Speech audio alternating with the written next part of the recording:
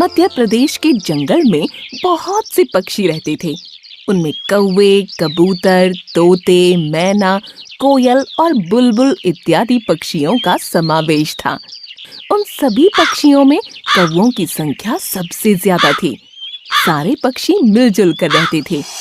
एक दिन एक तोता जिसका नाम सोनू था, वह घोंसले से जैसे ही बाहर निकला, उसके मुंह से चीख निकल पड़ी। ओह, ये सब क्या हो गया? इन्हें किसने मारा? आसपास बहुत सारे कौवे और कबूतरों की लाशें पड़ी थीं। सोनू का अंतर्मन दुख से भर गया। उसके सामने उसके कई दोस्त छन्नू, बल्लू, भूरा और कन्नू मृत पड़े थे। कल तक वह जिनके साथ खेलता था, आज वह सब दुनिया छोड़ गए थे। चारों तरफ मौत का सन्नाटा फैला था। सोनू ने पेड़ के दूसरे घोंसलों पर नजर डाली तो उन्हें खाली देखकर उसका दिल बैठ गया। सबके सब पंछी न जाने कहाँ उड़ गए हैं। आसपास कोई भी नहीं दिख रहा है। सोनू ने दूर मगरू बंदर काका को भागते हुए देखा। वे सबको सावधान करके वहाँ से हटने का इशारा कर रहे थे। चलो, सब लोग भाग चलो। एक बहुत बड़ी महामारी की बीमारी आ गई है। अपनी जान बचानी है तो इस जंगल को छोड़कर दूर चले जाओ। सोनू, चल भाग चल यहाँ से। मंगरू काका की बात सुनकर सोनू उनके साथ साथ ऊपर उड़ने लगा। उसने आज तक ऐसी परिस्थिति का सामना नहीं किया था। जान बचाने के लिए वहाँ से हटने के सिवा दूसरा रास्ता भी नहीं था। मंगरू बंदर नीचे नीचे भाग रहे थे और उनके ऊपर सोनू तोता उड़ रहा था। वह उस जंगल से बहुत दूर एक पहाड़ के पास पहुँच चुके थे। पास में एक नदी बह रही थी। मंगरू बंदर ने चारों तरफ देखा और उस जगह को ज्यादा सुरक्षित मानकर वहीं अपने कदम रोक लिए। सोनू भी उड़ता हुआ नीचे उतर आया। काका, ये सही जगह लग रही है। हाँ, इसलिए मैं यहाँ रुक गया हूँ। पास में नदी का पानी भी है, फलों के पेड़ भी है। काका, हमारे बहुत साथी हमेशा के लिए दुनिया छोड़ गए। बड़ा दुख हो रहा है। ये कैसी बीमारी है? बड़ी भयानक बीमारी है बेटा। एक से दूसरे में फैलने पर देरी नहीं लगती। मेरे 2 बंदर साथी भी उसके चपेट में आ गए। मुझे भी अपनी जन्मभूमि प्यारी थी, लेकिन जान बचाना जरूरी है। जान है तो जहान है। अरे सोनू, तुम तो सवेरे उठे और कुछ खाया भी नहीं होगा। हाँ, मुझे भूख तो लगी है, लेकिन वह भयानक दृश्य देखकर मैं सब कुछ भूल गया। काका बहुत थक गए होंगे। बैठिए ना, मैं सामने के पेड़ से पके हुए अमरूद तोड़कर गिराता हूँ। दोनों जन खाएंगे। सोनू उड़ गया और कुछ ही देर में देखते देखते उसकी चोंच की फुर्ती से कई अमरूद इकट्ठा हो गए। दोनों ने अमरूद खाए और वहीं बैठ गए। दोनों आपस में बातें कर ही रहे थे कि अचानक सोनू की नजर आने वाले एक बाघ के ऊपर पड़ गई। मंगरू काका के पीठ के पीछे से वह आ रहा था, इसलिए उन्होंने उसे नहीं देखा। सोनू ने तुरंत काका को सतर्क किया। मंगरू बंदर झट से पेड़ पर चढ़ गया। सोनू तोता भी उड़कर डाल पर बैठ गया। बाघ उन्हें देखता ही रहा। सोनू और मंगरू ने देखा कि उनकी आंखों के सामने एक कबूतर पेड़ पर से नीचे गिर गया और उसकी गर्दन ऐंठने लगी। बाघ उसे देख ही रहा था, लेकिन उसके पास नहीं आ रहा था। वह धीरे धीरे पीछे जाने लगा। अरे काका, यह बाघ तो एक कबूतर से डर गया, पीछे ही हटा जा रहा है। अरे बांगड़ू, वो कबूतर से नहीं, उसकी बीमारी से डर रहा है। महामारी यहाँ तक भी आ गई है। इसी वजह से कबूतर की जान पर आ गई है। अब हमारा यहाँ रहना खतरे से खाली नहीं है। खजूर से गिरे तो बबूल में अटके। चलो यहाँ से अब भाग चलने में ही भलाई है। मंगरू बंदर और सोनू वहाँ से आगे की ओर रवाना हो गए। वो दोनों नदी के किनारे किनारे बहुत दूर तक चले गए। वहाँ उन्होंने बहुत सारे बगुलों की टोली को देखा।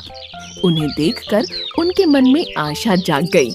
उन्हें लगने लगा कि वह स्थान सचमुच रहने लायक है। यदि खतरा होता तो बगुले भी वहाँ न रहते।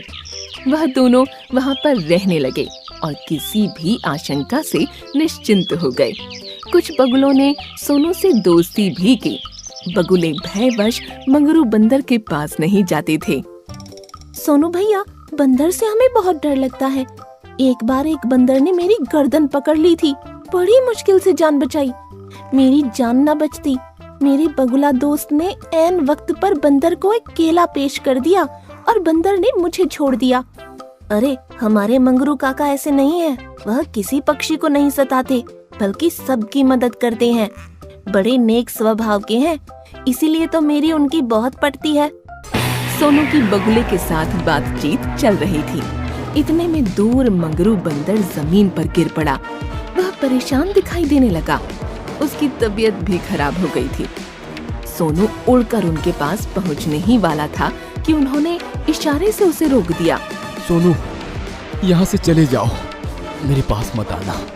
मैं महामारी का शिकार हो गया हूँ। मैं नहीं चाहता कि तुम्हें भी ये बीमारी लगे। तुम अपनी जान बचाकर यहाँ से भाग जाओ। नहीं काका, मैं आपको छोड़कर कैसे चला जाऊँ?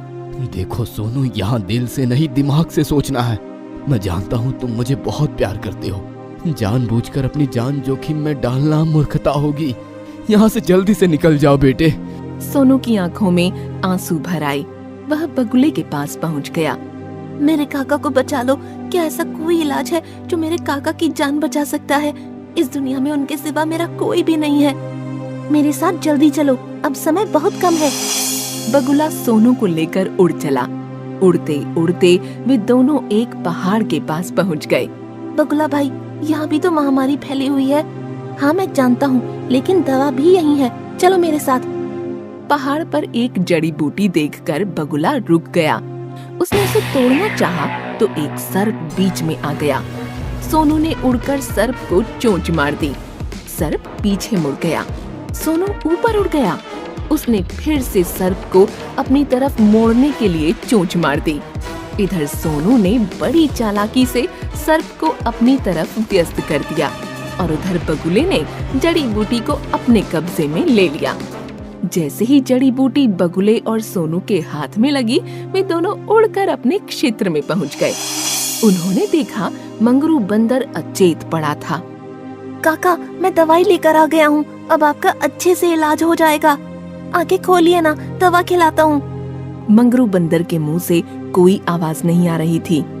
देखो तोता भाई, तुमने आने में देर कर दी, अब इन्हें कोई नहीं बचा पाएगा। नहीं नहीं, ऐसा मत कहो, मेरे काका को कुछ नहीं होगा। अभी मैं दवा इनके मुंह में डाल रहा हूँ। सोनू ने दवा मंगरू बंदर के मुंह में डाल दी और पास में बैठ गया।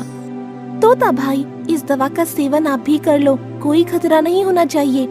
हम सभी रोज इसका सेवन करते हैं, इसीलिए मजे से घूमते रहते हैं। सोनू ने भी वह दवा खा ली और काका के चेहरे की तरफ आशा भरी नजरों से देखने लगा। मंगरू काका को होश नहीं आ रहा था और सोनू का दिल बैठा जा रहा था। उसकी आंखों से लगातार आंसू गिर रहे थे। हे भगवान, मेरे काका को बचा लो। आपका मुझ पर बहुत बड़ा उपकार होगा। मेरे काका ने कभी किसी का कुछ नहीं बिगाड़ा है। उनकी जिंदगी मुझे मेरी जिंदगी से भी ज्यादा प्यारी है। आज उन्हीं की वजह से मैं भी जिंदा हूँ। सोनू ने अचानक देखा तो खुशी से उछल पड़ा। मंगरू बंदर ने आंखें खोल दी और सबसे पहले उन्होंने सोनू को देखा। अरे सोनू, तू यहाँ क्यों बैठा है? काका, अब हमेशा आपके पास ही बैठूंगा। अब ना मुझे कुछ होगा ना आपको कुछ होगा।